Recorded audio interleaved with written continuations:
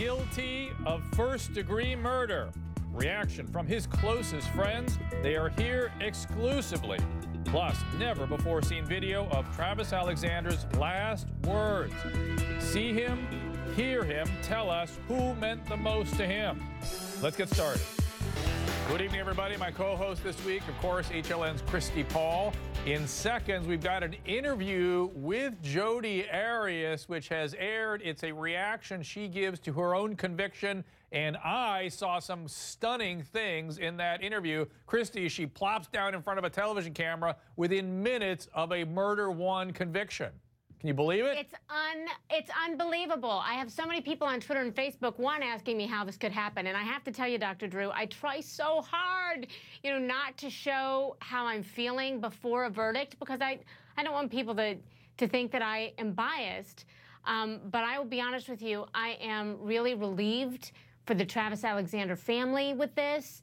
And one of the things that I know you're going to talk about that Jodi says in this interview, which I think is so stunning, is that she would rather die than be sentenced to natural life. And the first thing I thought of was, okay, wait a minute. And I posed this on my Facebook and Twitter pages and have all kinds of responses. But is that just another one of her tactics to avoid the death penalty? Well, it's more complicated than that. She's slipperier than that, Christy. Everything she says is deeply unsatisfying. We'll show you some of it. Sit tight. I agree with you. That part of this interview is fascinating. There's another part that caught my eye I'm going to air for you later that I think was in the realm of the manifesto category.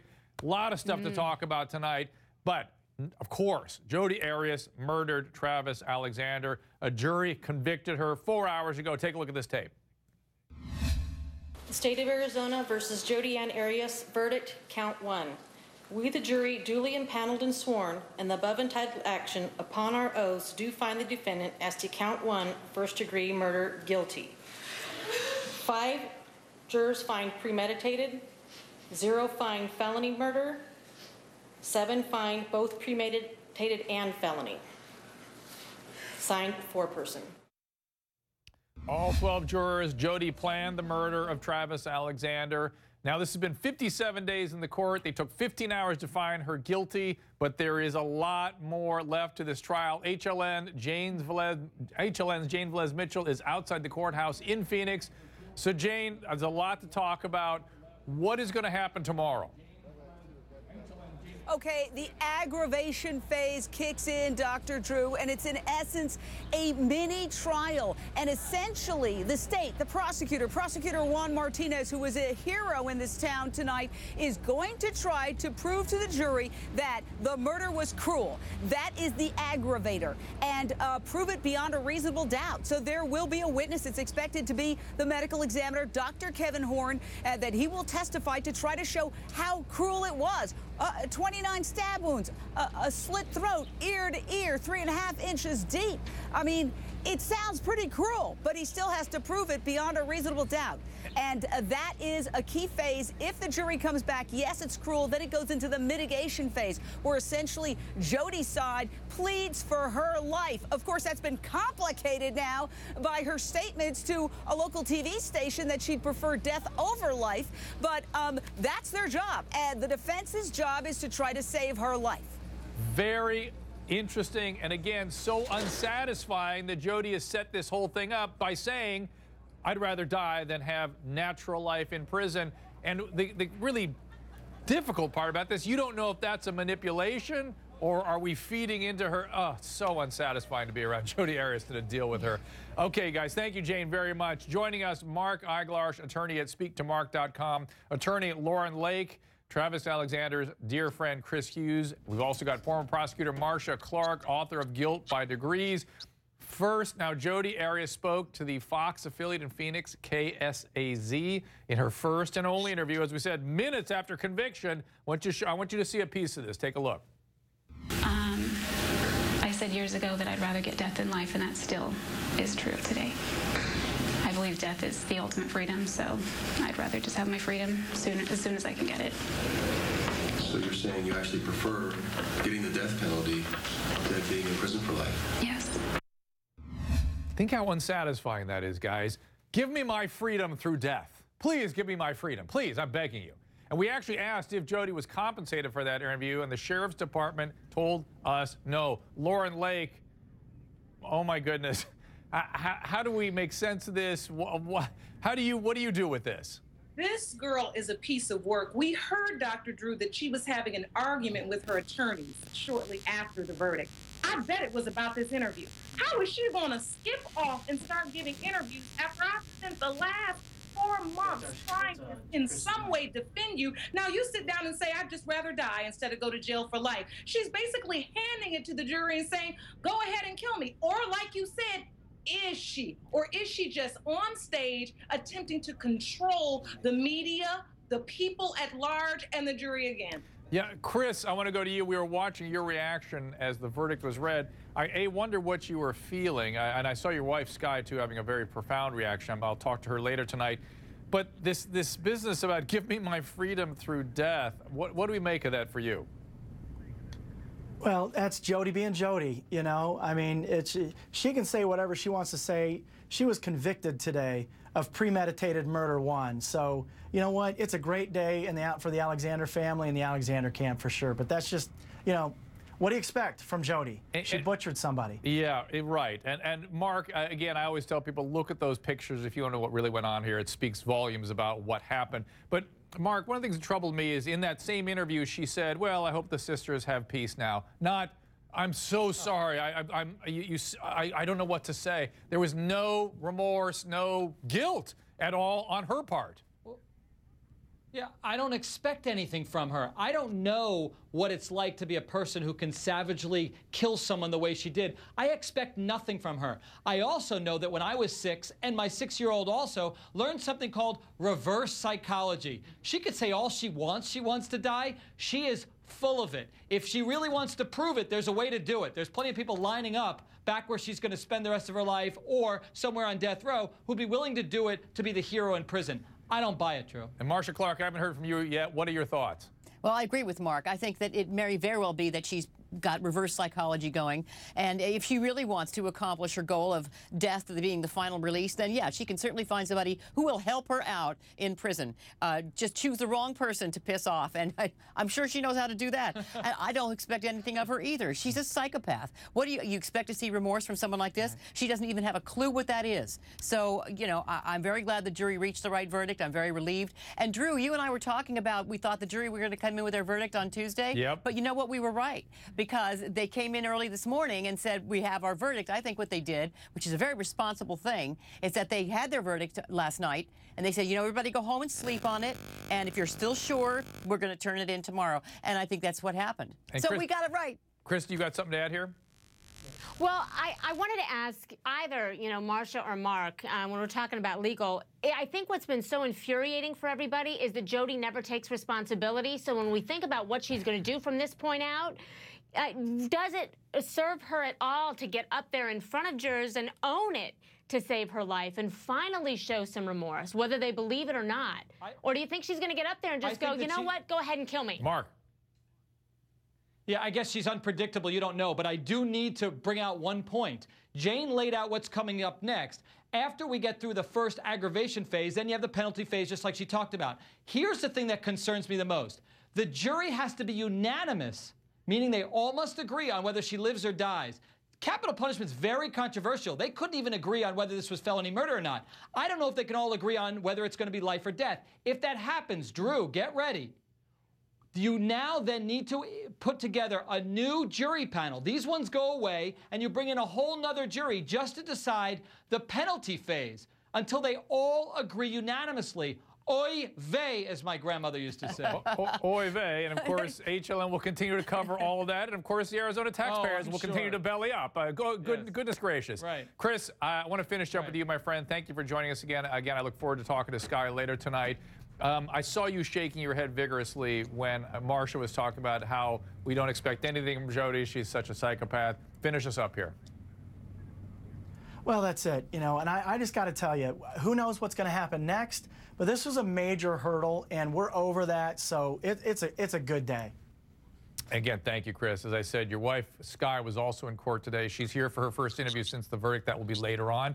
But thank you to the panel. Next up, we're going to hear from a man who you've heard from before on this show, I'll be interested to hear his take. Abe Abdelhadi with us exclusively now that this thing has milled through the courts. And later, is there a way that Jodi can cash in on all this? Oh, I get very upset when I think about that. I'll be back after this.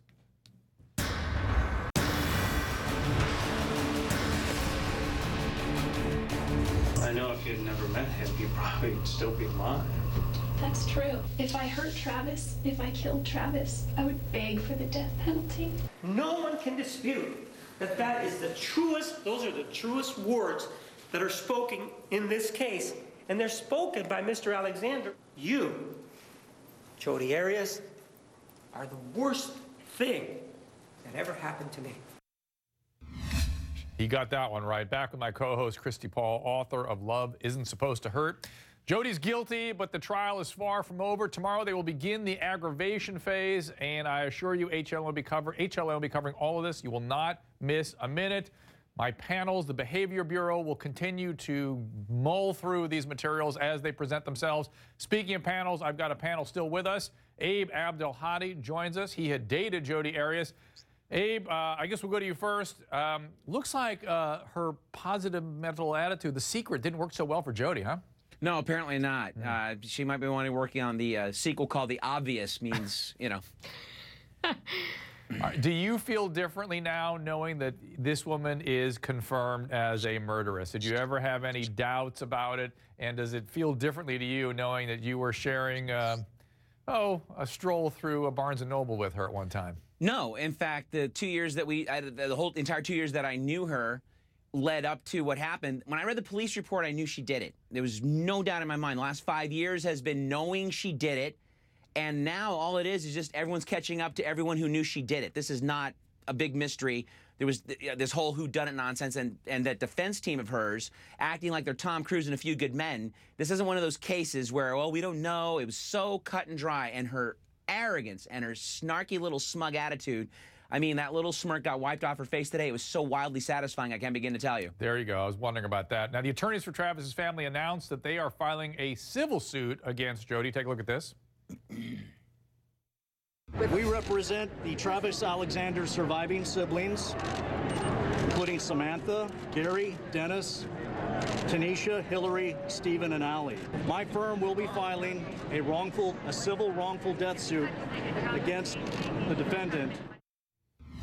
Now, she doesn't have any money. I wonder, is this a move to prevent her from making money from behind bars? Lauren, what do you say?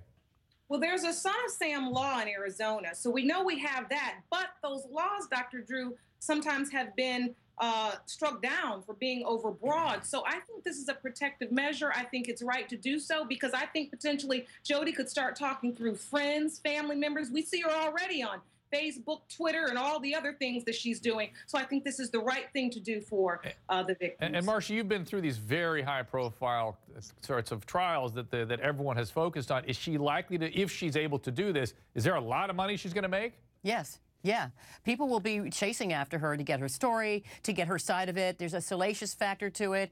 It doesn't matter that she's a vicious killer.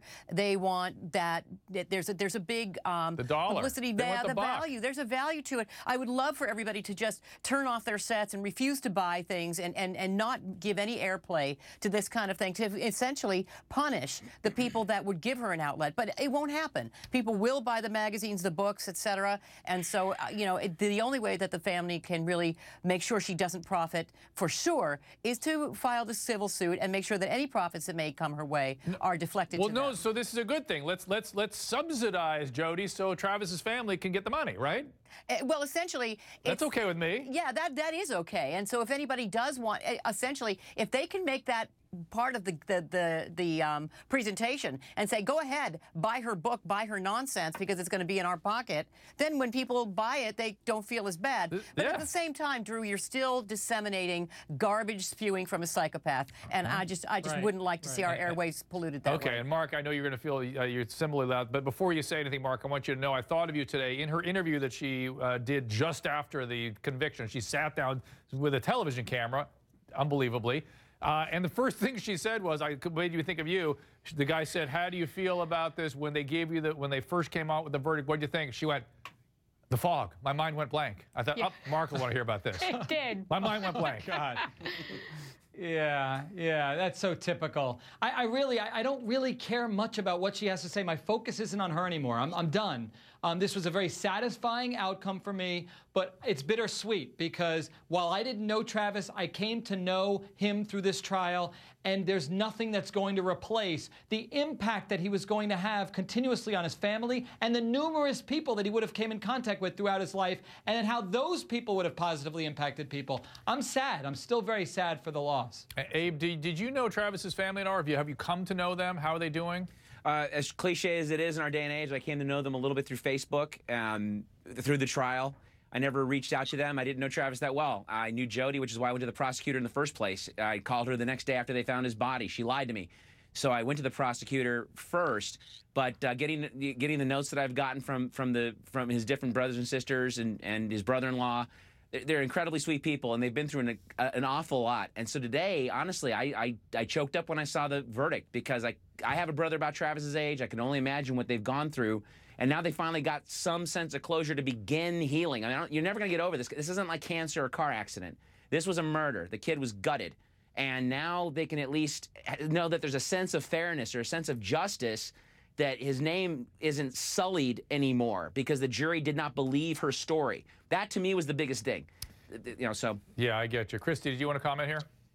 Yeah, Abe, somebody on Twitter said she doesn't want to die. She's terrified of meeting God, which I thought was really interesting. You know her better than any of us sitting here. Do you think that's true? Could she be terrified of meeting God? No. It's the same person that told me she was dabbling in Mormonism a month after getting baptized into the Mormon faith. She's a liar. She's a liar and a sociopath. There's nothing redeeming about her. Slow down, Abe. You mean Jodi lied? Are you kidding? I'm shocked. What are you talking about? Yeah, I know. It's like the IRS not making mistakes. I get it, but the shock is there. It is so unsatisfying to try to feel as though Jodi's been affected by justice, or that she's learned something, or that she's feeling bad for the family. You see none of that. It's terribly unsatisfying. But I have something I've got to admit to after the break, in spite of all that. And we've got Travis Alexander's friend Michael and David Hughes. They will share their thoughts on the verdict. Thank you to my panel. And later, exclusive video of Travis's, let's put it in quotes, last words. Back after this.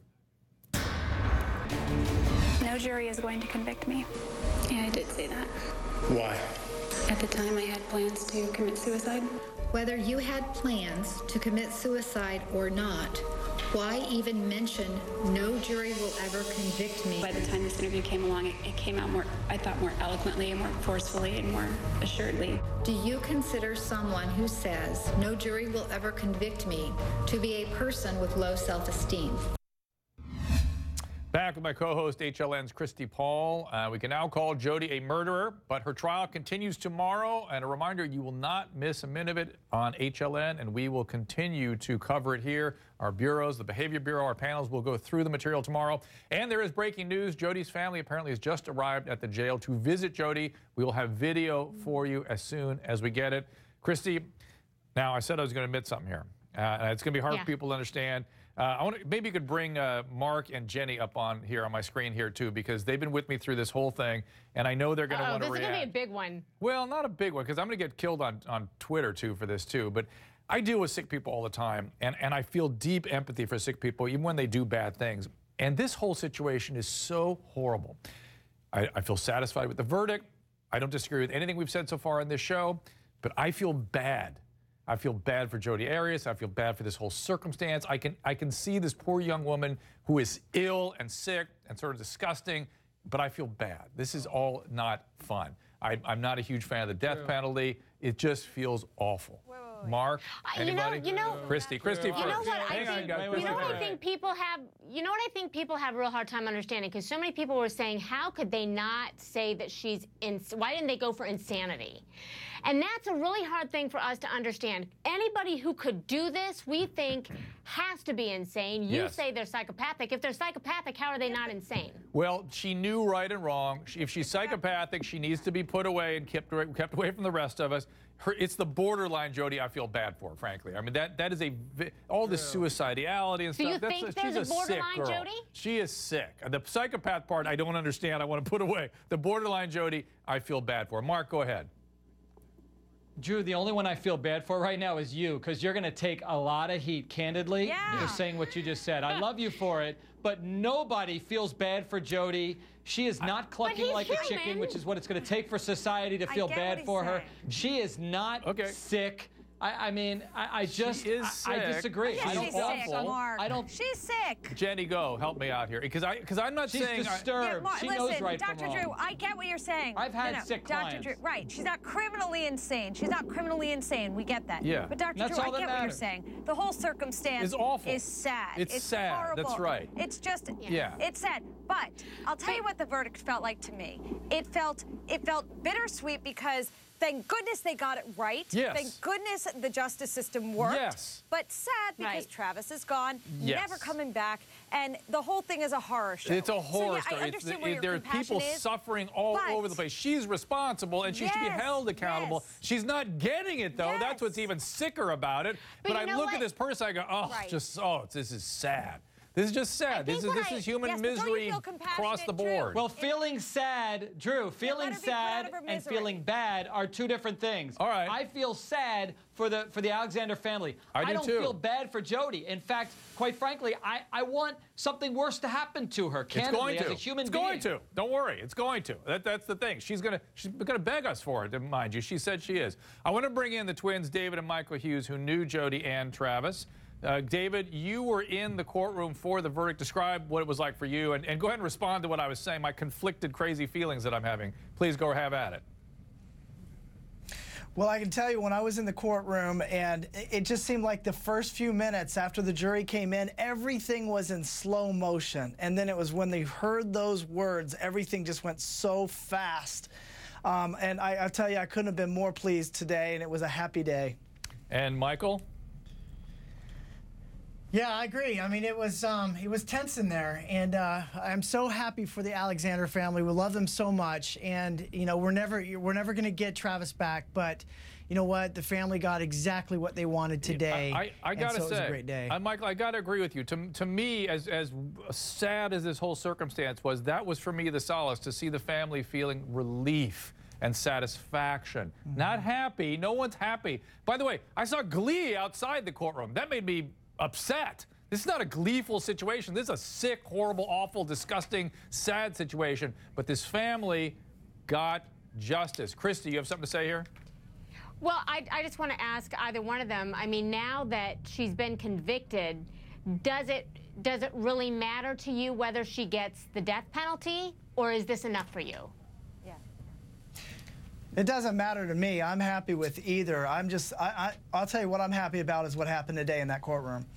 And by the way, here's somebody that said, Dr. Drew, Michael, go. I got a question for you. Yeah. I was wondering, you know, not that I believe that she believes these lies in her head, but is it possible sometimes you hear that when somebody tells a lie long enough, they start to believe it? Do you think that has any truth to her, or do you think that she just is living this lie? And Michael, it's why it's so unsatisfying. Her version of reality begs no alternative.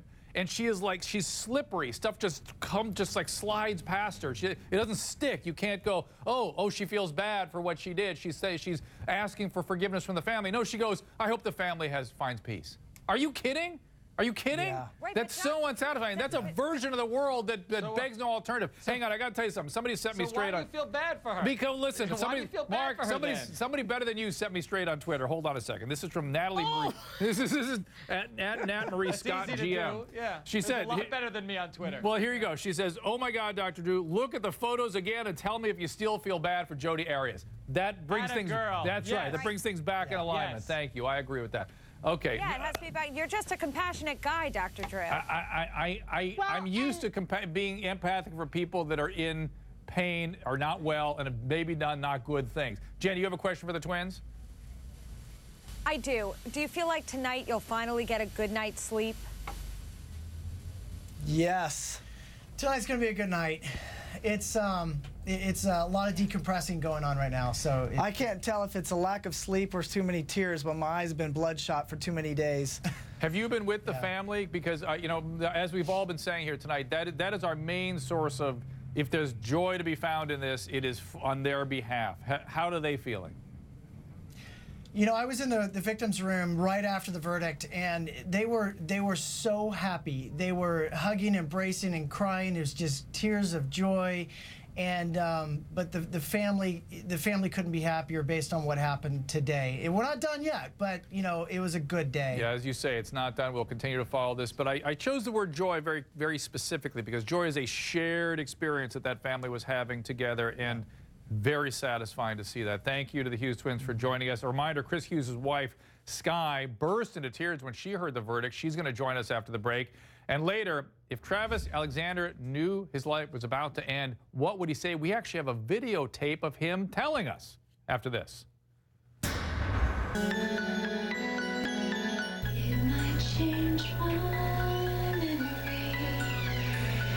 Who did this? I don't know, but if I go to trial for this, and if I'm convicted for this, whoever did this is going to be sitting very pretty somewhere. Glad that it wasn't them. And it's my job to make sure that an innocent person does not go to jail. But I don't see an innocent person sitting in front of me. It might change one memory. I think he was shot. Where were you? I don't really remember, except Travis was screaming. I think I got knocked out, but I don't think it was that long. I turned around. There were two people there. One was a guy and one was a girl. Do you feel responsible because you did this? If I had it in me anywhere to kill him, the least I could have done was make it humane as possible. I know that I didn't take Travis's life. It might change one memory. You're the one that did this, right? Yes. And you're the same individual that lied about all this, right? Yes. It might change one memory. Back with my HLN co-host, anchor Christy Paul. Please stay with HLN tomorrow for the next stage of the trial, the aggravation phase. We do have breaking news. First of all, Jodi's Twitter account was just shut down seconds ago. I picked that up on Twitter. And new information about Jodi's mom. She told HLN that she is not sure if she will testify in the penalty phase. Her husband is not coming to Phoenix. He isn't well. We've been hearing he has chronic kidney disease. Joining Christy and myself. Christy, you sound very interested in that. Is that interesting news for you? You wait. Yeah. Well, yeah, but just to clarify, so Jodi's mom may not get up in court to defend her daughter? Is that what I'm hearing? That's what we heard. I wonder if that means in the aggravation phase or in the mitigation phase or both. I need some clarification from that. Control them if you can get me that. They're going to find out. I think we're hearing the aggravation phase at this point. You would hope she would stand up in the mitigation phase, but who knows? Right. All right, joining us, Sky Hughes. She and her husband, Chris, very close to Travis Alexander. We've come to know them over the last week. Sky, you're getting emotional just sitting here with us. I saw you have a very emotional outburst in the courtroom, and it was one of the more, I don't know, you got me in the gut. I don't know what it was. You really seemed to, I think, you know why? I think you get how sad this whole situation is, and I just saw you having kind of an outburst. Did I get that right? Yeah. Yeah, and you're not helping right now either. I'm sorry. To stop another one. No, it's fine. And again, you cover all the people. Yeah, it was. Go ahead, please. I was just saying, it was overwhelming. It really was. It was just a lot. Yeah, and how is his family doing? They're doing good. You know, I think they're really relieved. Sam's best friends are here to support her, and they said, you know, this is the first time that we've seen Sam have a real smile on her face in 5 years. So that, I mean, that can tell you how, you know, what this has done for them. How did you feel about Jodi, first, plopping down for a television interview with seconds after a murder conviction, and secondly, saying that she's would prefer freedom through death? We have to give her freedom, you know. Yeah, I mean, she's just disgusting. She really is. You know, she said in that interview that she wants the family to remember Travis how they want to, somehow inferring, you know, that anything that she says has validity. And I think that, you know, the world's made it clear, and the jury made it especially clear today that they don't believe these horrible things she's saying about Travis. So that was a huge relief. Okay, Scott, you brought up something we have not discussed yet, and Mark, I'm going to bring you into this, maybe Jenny, you too, is that she literally, in that interview, was throwing barbs still at Travis. Did you get that, Mark? She said, again, there's none of this slippery nonsense that Jodi slides in, which is, you go ahead and remember her how you wish. I know the real evil, Travis. He had it coming. Yeah. Right. And I told you, unfortunately, it's not going to end. We can't allow our happiness to hinge upon what she says, because whether she's on death row or serving a life term, she's going to continue to do these interviews, and it's going to get to us. We can't let her do that. Jenny, you agree? Yeah. Yeah. Yeah, I agree completely. And I just want to say again, I have tremendous pride today in the job that the prosecution did, because I think that anybody watching this case, invested in this case, waiting for this outcome, knows who the real Travis was. I think that the prosecution did their job. I loved that guy, and I never met him. Yeah, you know what? We will remember Travis as we wish to remember him, because that's the actual Travis. We actually will all remember him that way. Yeah. Now, Janine, I want you to watch something. I'm going to show you a clip of Jodi's, a couple minutes, a couple seconds of her post-conviction interview with the Fox affiliate KSAZ. And in here, she says something that caught my ear, and I was stunned by it. You got to see this. Take a look. But I believe the majority is against me. So what are your thoughts on that? A psychologist once explained to me that society has this need to persecute people. They get some sort of gratification from it, so there might be something going on there. Janine, this is her manifesto again. When society gets together, and Dr. Drew, and this is why. Hold on. Janine, I got to interrupt you. Janine, hang on. I got to say, Janine, I've got to stop you. I have to stop you. I have to frame this, and then I'll let you run. But when society gets together and crucifies somebody, that person is very, very important, don't you know? And that's what she's saying about herself. This is her thinking that has her writing a manifesto. It's disgusting. Janine, go. Right. Well, and you're hitting the nail on the head, Dr. Drew, because here's the deal. When she found out today that she was found guilty of murder one, which I predicted earlier, a month and a half ago, you predicted earlier today on Nancy Grace, I heard you with talking about the jurors coming in and out. There was an interesting emotion with Jodi. I saw a little sadness in her jaw. I saw no sadness in her eyebrows up here. So there was sadness there.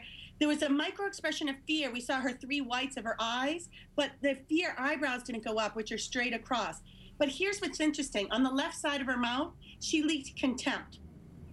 Yeah. Contempt is the universal emotion of I am better than you. It was as if she said to the jury, you people are so stupid. So I'm not surprised she said this in the interview right afterwards. Jenny, very enlightening. And Scott, I'm going to let you finish this up. And then she sort of stared down the jury as they left the room.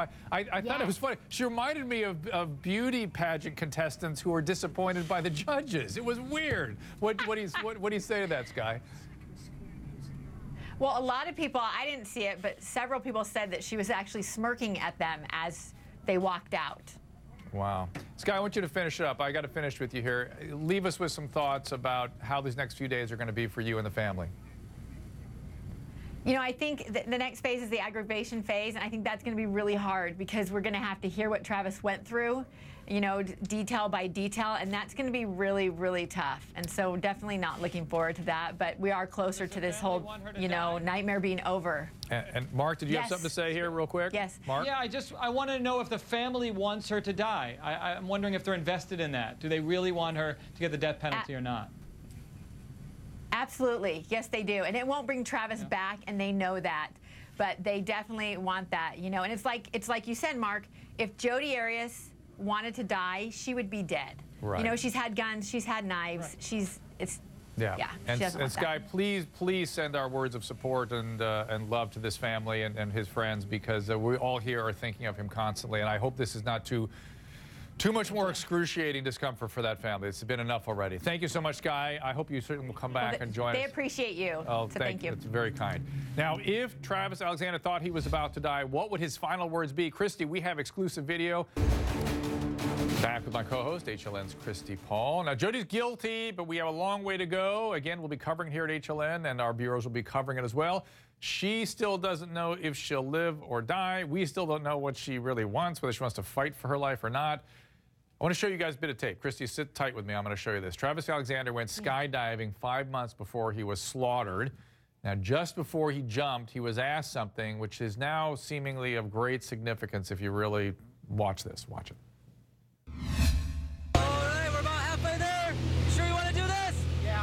That's good.